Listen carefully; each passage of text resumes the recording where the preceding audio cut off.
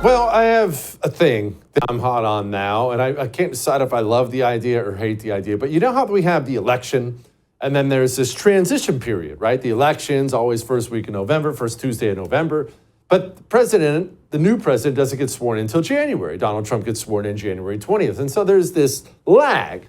And historically, that lag has been used for presidents to clean this up, clean that up, help the new guy coming in figure out which way's the bathroom, all that other stuff, get everyone laid out. But now that we have a party trying to burn down the United States of America, they use this period of time to torch everything on the way out the door. That's what Joe Biden's been doing. Springing terrorists loose, letting the most vile murderers off of death row, pardons for Chinese communists, and trying to make sure Donald Trump can't open up offshore oil drilling. Maybe, just maybe, there should be no transition. Maybe it should be like a week, and then we just push him right out the door and get the new guy in there. Anyway, let's ask Marc about that. Joining me now, Marc Morano, executive editor of ClimateDepot.com. Okay, Marc, what exactly did old senile Joe do with the oil? He is locking up offshore oil production under this lame duck restrictions, a 72-year-old law to block Donald Trump from doing this. Now, people think, oh, this is a cynical move by an old man who's not even in charge of his administration, and Trump will just be able to reverse it January 20th or 21st.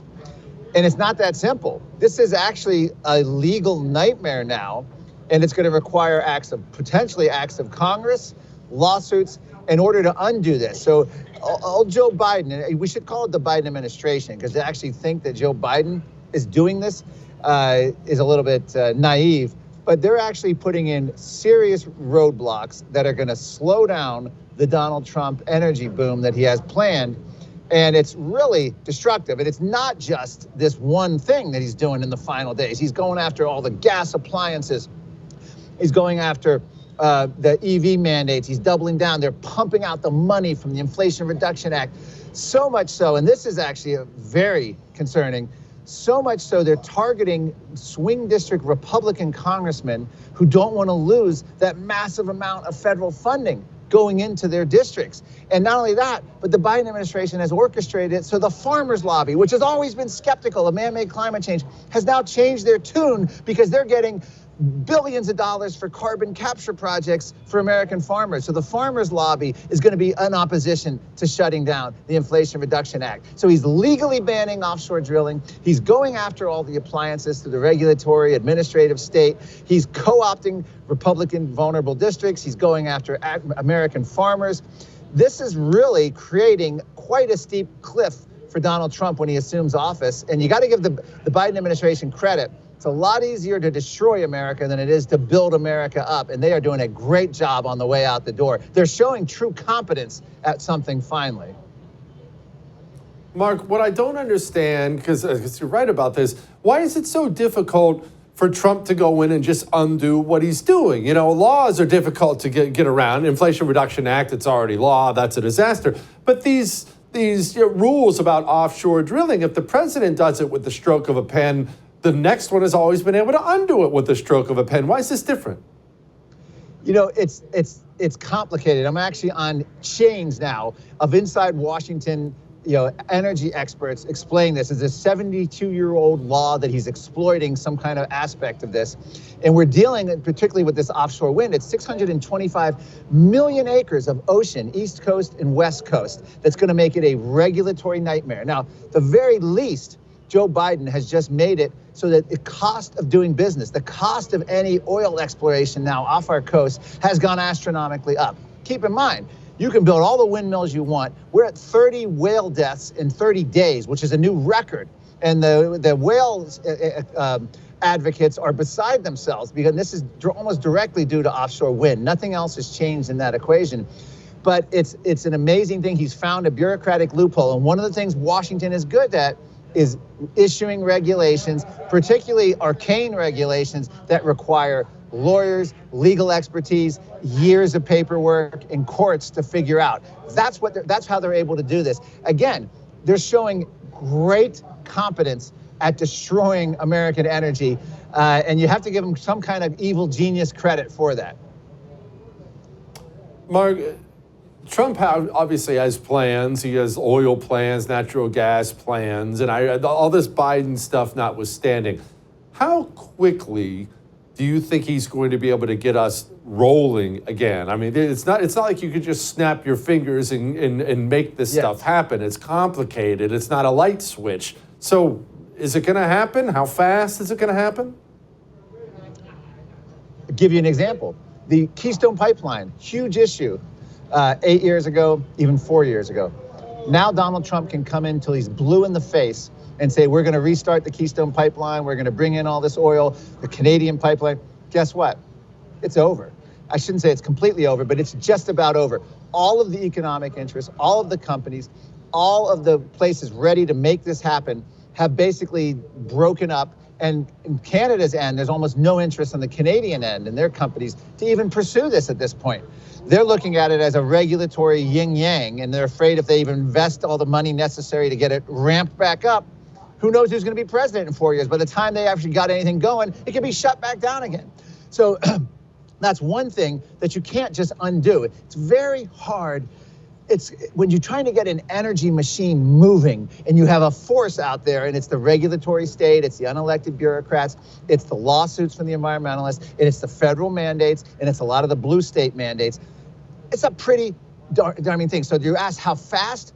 The biggest impact Donald Trump's going to have is day one by reversing a lot of the Biden executive orders, which also goes back to the President Obama's administration. Remember, they couldn't get climate rules passed through Congress. His cap and trade climate bill failed in 2010, President Obama. So they decided to go the Chinification of America, executive orders. So Donald Trump can undo all that, and he can start allowing as much as legally possible, and each cabinet agency the Interior Department and the EPA can start reversing it. The biggest effect he'll have immediately is opening American energy for business. And if you understand the price, how energy markets work, a lot of it is on futures markets and how you feel and the prospects, very similar to how Wall Street works. If Wall Street feels like there's good economic news, they get it buoyed and the market goes up. So what will happen almost immediately is potentially gas prices will drop, natural gas prices. A lot of the market forces, there's going to be a natural easing of the prices because they figure there's a new sheriff in town who's going to open the spigot. And that will have a positive impact, lowering electrical rates, lowering all that. But in terms of actually producing this and making it happen, we're probably 2 years away. It's hard to say. Again, it's hard to say because there's so many factors that influence that, from inflation, getting that under control, economic growth, foreign wars or anything else that could infect it. But it's going to take a while. This is not something Donald Trump can undo in 6 months or even a year or even a year and a half, I don't think. This is just the pure evil genius of whoever Joe Biden has around him that are coming in and just clamping down American energy because they want to basically keep Trump in check so they can regroup and hopefully take over in 4 years. What about the Paris climate stuff? Surely that's something Trump can just walk away from immediately and intends to do so, right? Yes, but that's another great example of what he did wrong in the first time. Trump 1.0 was a totally different ballgame. He had his energy secretary, Rick Perry, don't get out of the Paris Agreement. He had Rex Tillerson, his Secretary of State, don't get out of the Paris Agreement. He had his EPA chief, Scott Pruitt, absolutely get out of it. Donald Trump's natural inclination. But he didn't do it the right way. All he did was he basically said, we're going to withdraw from the UN Paris Agreement. It didn't go into effect until November of 2020, when Donald Trump's final months in office. So I don't know, technically, I don't even know if we ever actually got out of it. This time around, Trump 2.0, we've had legal experts look at this. We have a 10-point plan. When I say we, I mean the energy realist, climate skeptic movement here that's trying to advise President Trump. He needs to submit the UN Paris Agreement as a treaty to the United States Senate. It will be rejected. Similar efforts have been done back, and a vote, it wasn't a treaty submission, but back in 1997 on the Kyoto Protocol, the UN climate treaty, it failed like 97-0. If the US Senate rejects the UN Paris Climate Pact, then it ends that whole the 1992 Rio Earth Summit that George H.W. Bush, a Republican president, got us into, which led to sustainable development, the whole UN climate conference, the UN Paris Agreement, net zero, the whole shebang. He needs to end this by saying this is a treaty, have the treaty voted down. Then the next president, it gets us out immediately, by the way. It gets us out of the UN summits, gets us out of the whole net zero commitments we made under President Obama. Then the next president can't just put us right back in, because we will essentially, this is according to legal experts, and this is in somewhat dispute, but we think we got this legally. You can't just put us back into the UN process if the Paris Agreement was rejected by the Senate as a treaty. That's what he needs to go around, and we're hoping he does that.